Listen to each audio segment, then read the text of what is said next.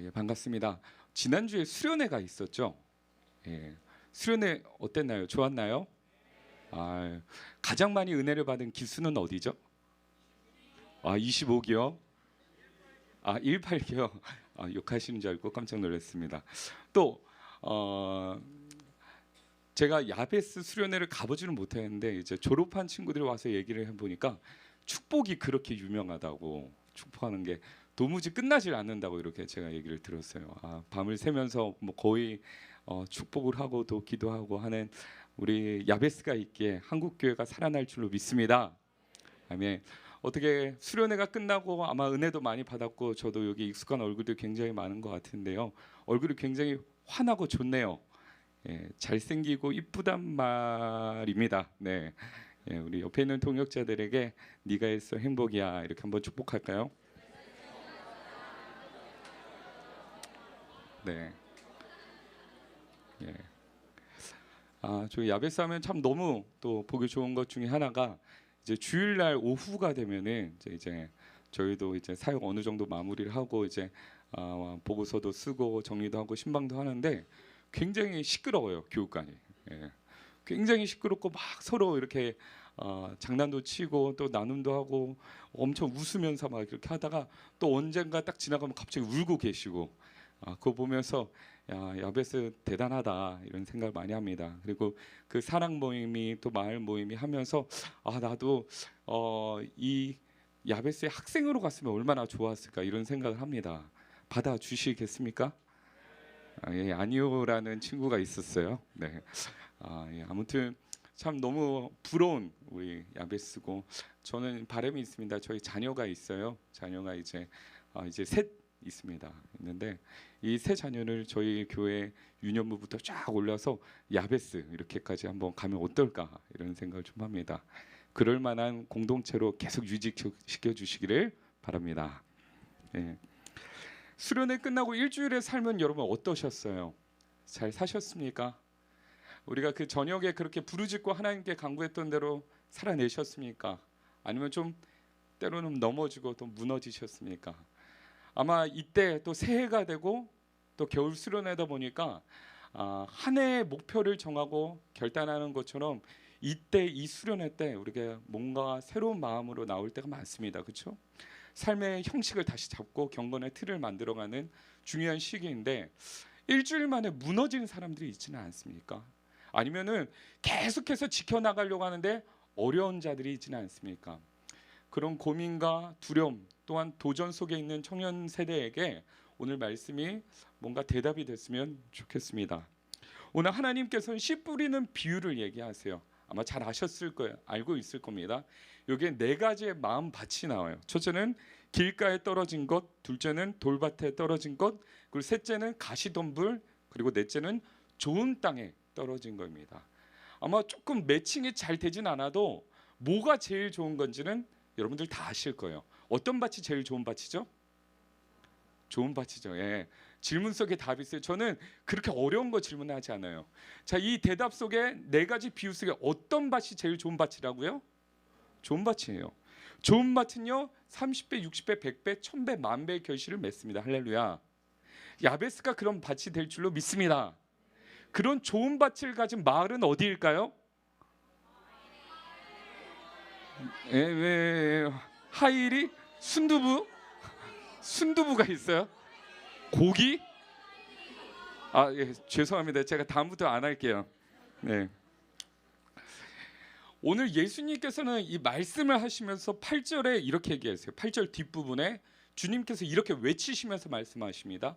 외치시되 들을 귀 있는 자는 들을지어다. 자, 들을 귀 있는 자들은 들을지어다. 이 말이 뭐냐면은 너희 100%다 이거 지킬 거야 그런 말이에요? 아니에요. 너희 모두가 좋은 밭이 될 거다. 이런 말씀 속에 주님께서 하신 말이 아닙니다. 제가 여러분들에게 그런 기대감이 없다는 게 아니라 예수님이 제자들에게, 예수님이 무리들에게 하고 있는 말이에요. 들을 귀 있는 자들은 들을지어다. 이거를 지켜내는 게 쉽다는 거예요? 어렵다는 거예요? 어렵다는 거예요.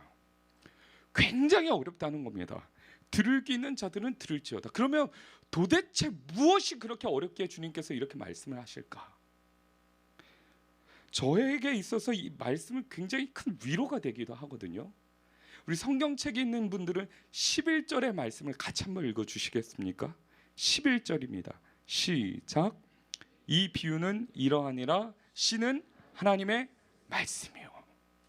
씨는 뭐라고요? 하나님의 말씀이요. 그리고 네 가지의 밭이 차이가 나죠. 그거에 따라 결과가 다릅니다. 자, 다시 한 번 더 생각해 보세요. 씨는 하나님의 말씀이요. 이거 어떻게 까내릴 수가 없어요. 그렇죠? 그런데 그것을 받는 사람들의 반응이 네 가지로 나눠진다는 거예요. 자, 이 말은 하나님의 말씀을 잘 전하는가, 웃기게 전하는가, 또렷하게 얘기하는가, 아니면 좀 잘 못 전하는가, 조금 이렇게 횡설수설하는가, 이게 중요한 게 아니라 여러분, 설교자의 실력이 중요한 게 아니라 하나님의 말씀이 중요한 겁니다. 할렐루야. 그러니까 제가 좀 재미없게 해도 된다는 거죠. 좀 부담을 좀 내려놔도 된다는 거예요. 때로는 설교하다 보면 개그 욕심이 생기거든요. 네. 여러분, 그런 마음이 안 들게 반응을 잘 해주셔야 돼요. 좋은 밭 나쁜 밭? 네, 모르겠습니다. 여러분, 하나님의 말씀을 누가 전하는가, 하나님의 말씀을 어떻게 전하는가, 어떤 비유로 이야기하는가, 어떤 상황에 전파하는가, 여러분 그게 중요합니까? 그걸 구별해서 은혜를 받는다면 죄송하지만 여러분들은 좋은 밭이 아닙니다. 상황에 따라 은혜가 달라지세요. 어떤 찬양을 부르느냐에 따라 말씀을 받을 크기가 달라집니까? 누가 전파하는가, 어떤 이유로 들어서 이야기하는가, 재밌게 이야기를 하는가, 조리 있게 하는가, 여러분 그게 중요한 게 아니라 여러분들이 오늘 읽고 있고 듣고 있는 그 말씀이 하나님의 말씀 그대로 전파된다면 죄송하지만 여러분들은 받아 누리셔야 합니다. 할렐루야. 100배의 결실을 맺어야 하는 책임은 여러분들에게 있습니다. 지난주에 수련회 수많은 결실을 맺었을 거예요. 결단을 했을 겁니다. 그리고 그것이 열매로 맺게 되는가, 그건 죄송하지만 여러분들의 책임입니다. 목회자의 책임이 아니에요. 목자님의 책임이 아니에요. 우리 각자의 책임입니다. 은혜를 받았으면, 하나님의 말씀을 받았으면 죄송하지만 그 안에서 모두가 공평해요.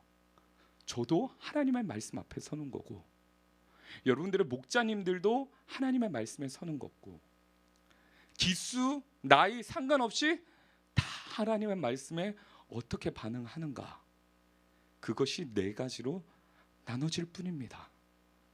좋은 밭으로 반응하는 여러분들 되게 간절히 축복합니다. 핑계대지 마시고 상황과 환경, 남들의 이유, 누가 나를 힘들게 해서, 여러분 그게 아니에요. 누가 나를 험담했어요, 그래서 마음이 힘들어요, 내가 정말 은혜를 받을 만한 상황이 아니에요, 그래서 말씀이 잘 안 들려요, 여러분 그런 이유를 들 수 없다는 것이 오늘 주님께서 말씀하시는 귀 있는 자들은 들을지어다, 이 말씀입니다. 오늘 말씀 처음에 주님께서 1절에 이렇게 이야기하시죠. 그 후에 예수께서 각 성과 마을에 두루 다니시며 하나님의 나라를 선포하시며 그 복음을 전하실새 12 제자가 함께 하였고, 여기서 뭘 선포하신다 하십니까? 하나님의 나라, 하나님의 나라를 선포하셔요. 그게 뭐라고 다시 한 번 더 얘기하냐면 그 복음이라 얘기하세요.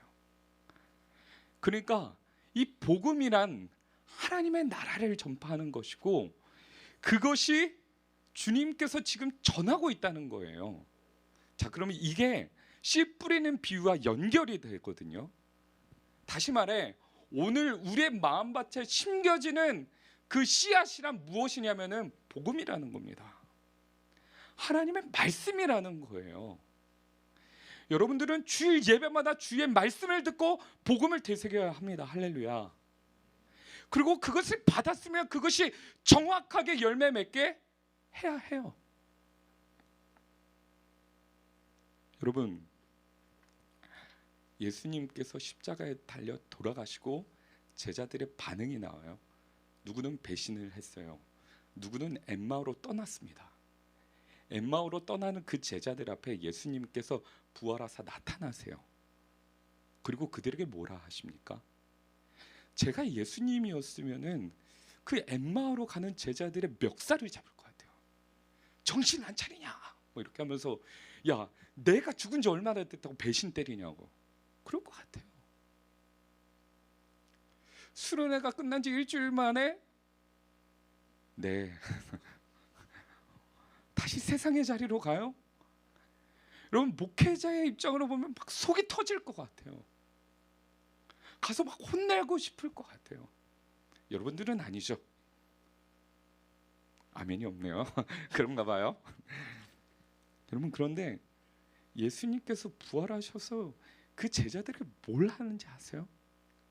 얘들아, 내가 예수야. 내가 부활했어. 이렇게 얘기 아니하시고 예수님이 하나님의 말씀을 해석해 주세요. 주님의 말씀을 해석해 주시는데 이 제자들이 이 부활하신 예수님이 예수님이라는 것을 모른 채로 그 설명을 들어요. 하나님의 말씀을 설명을 듣는데 그 안에서 어떻게 됐다고 해요? 뜨거워졌다. 그러자 다시 눈이 밝혀져서 그분이 부활하신 예수님이라는 것을 깨닫게 됩니다. 왜 예수님은 당신의 존재를 드러내지 아니하시고 하나님의 말씀을 드러내셨을까요? 여러분, 예수님은 능력의 존재입니다. 할렐루야. 그런 주님께서 광야에서 사단 무리를 만나요. 시험을 당하십니다. 저라면 내가 가진 힘으로 이겨낼 것 같아요. 그런데 예수님은 정확하게 얘기하세요. 기록되었으되. 예수님은 예수님 당신의 능력으로가 아니라 하나님의 말씀으로 사단과의 싸움에서 이겨내십니다. 예수님의 능력이 없으셔서가 아니라 하나님의 말씀이 있어서.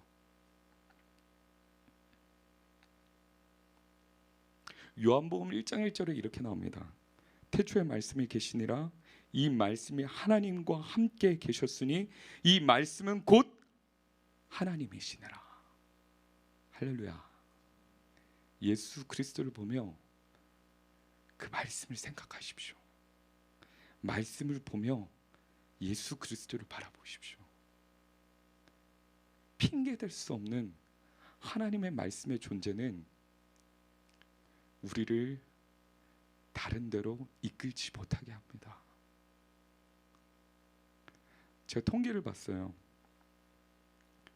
청년 실업률, 고용률, 죄송해요, 5.8%만 고용이 된다 합니다. 그러니까 이분들 중에 5%가 우리 야베스를 먹여 살려야 되는 거예요. 안 그래도 간식비 내기 힘든데, 그렇죠? OECD 평균 10%보다 절반 정도도 안 되는 그 평균이에요. 여러분들의 미래라고는 하기 어려운데 그게 현실이에요. 기독교 청년들 중에 4분의 1은 외롭고 우울하다라는 반응이 있어요. 절반 정도 54%가 교회를 떠나고 싶었다 하네요. 한국교회 신뢰도에 대해서 모든 여론들이 한국교회를 신뢰하지 않는다가 70%예요. 그러니까 길 가다 만나는 4분의 3은 한국교회를 싫어하는 거예요. 기독교인의 말과 행동도 신뢰하지 않는다는 것도 72%, 4분의 3. 여러분, 암울하죠. 그런데 이 안 좋은 통계의 결과는 점점 좀 가속화되고 있습니다. 어떻게 살아가시겠습니까? 어떻게 살아야 할까요? 많은 이들이 이 통계를 가지고 한국교회의 어두운 면을 점치어요. 안 될 거다, 힘들 거다, 청년 세대는 더 쇠락할 거다, 다음 세대는 몰락할 거다, 선교 세대가 돼버렸다. 또 여러분, 우리에게는 이 통계로 측정할 수 없는 무언가의 능력이 있는데 그게 뭡니까? 2000년 전에도 예수 그리스도께서 당신의 존재보다 먼저 앞서서 행하셨으며 우선순위로 하셨던 주의 말씀. 여러분들에게 하나님의 말씀이 있습니까? 여러분들의 내면에 주의 말씀이 살아있습니까? 여러분들 하나님의 말씀을 살아내고 계십니까? 그 말씀이 있다면 어떤 통계도 확신할 수 없는 거룩한 미래가 있는 줄로 믿습니다. 그것을 보여주십시오. 다음 세대가 왜 이 청년들처럼 살아가야 하는지, 왜 우리가 학교를 졸업하고도 학교에서 캠퍼스에서 기도 모임을 해야 하는지, 왜 우리가 수련회를 가야 하고, 왜 우리가 금요일 저녁마다 이렇게 부르짖어야 하는지 믿음의 선배들이여 보여주시길 바랍니다. 우리에게 말씀이 있잖아요. 어떤 상황에도 어떤 어두운 일에도 이겨낼 수 있는 말씀의 능력이 있잖아요. 할렐루야. 핑계대지 맙시다. 오늘 주님께서는 제자들의 질문에 다시 한 번 더 이 비유의 뜻을 풀어 얘기해 주세요. 첫째로 길가에 떨어진 씨.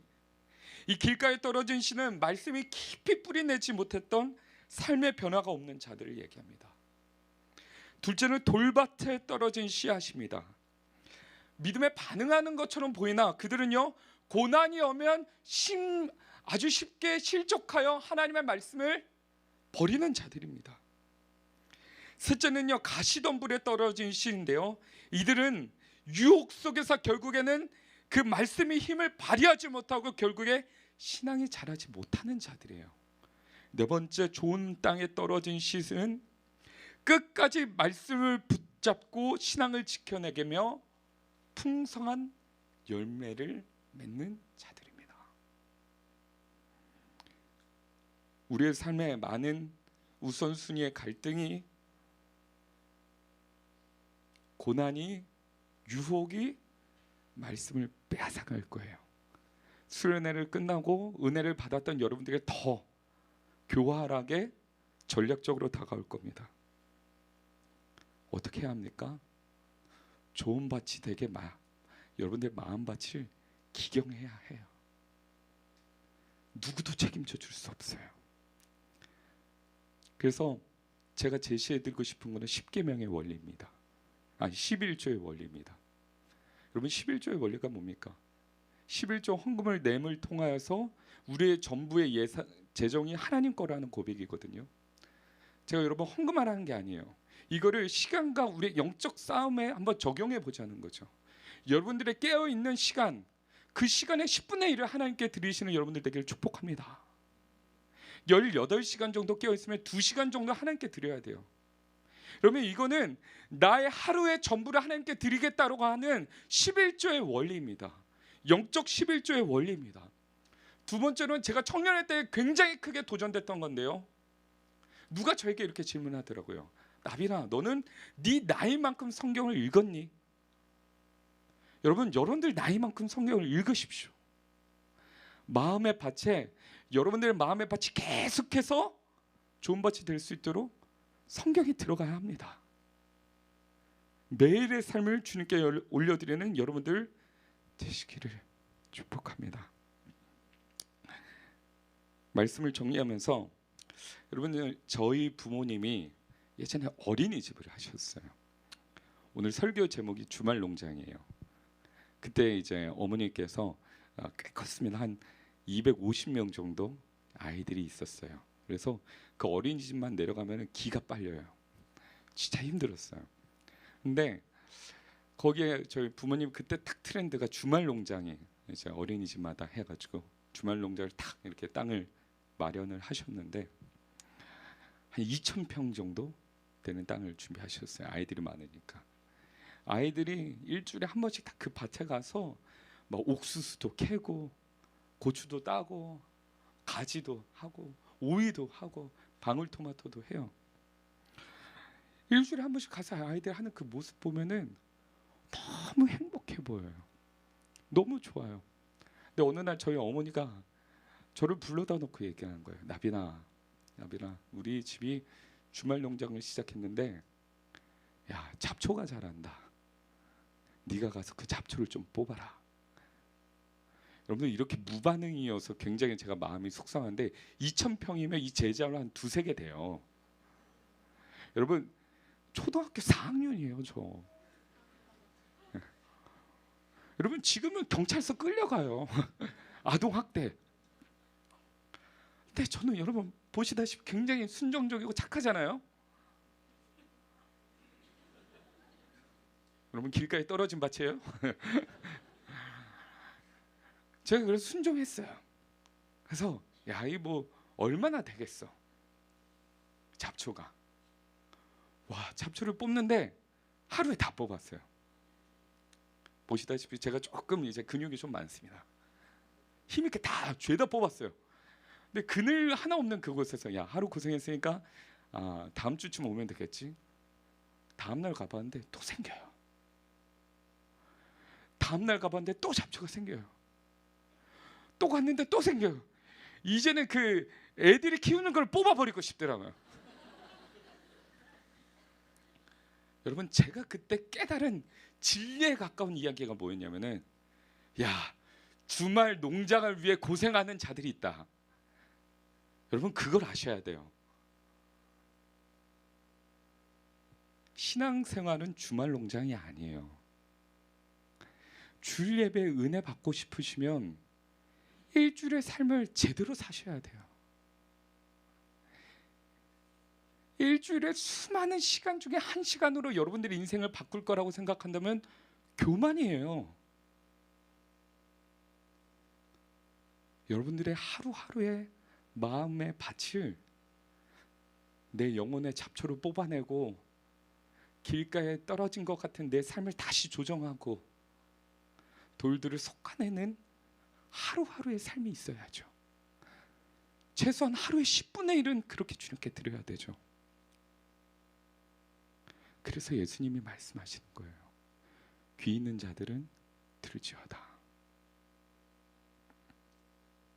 사랑하는 여러분, 수련의 은혜를 이어가는 방법은 쉽습니다.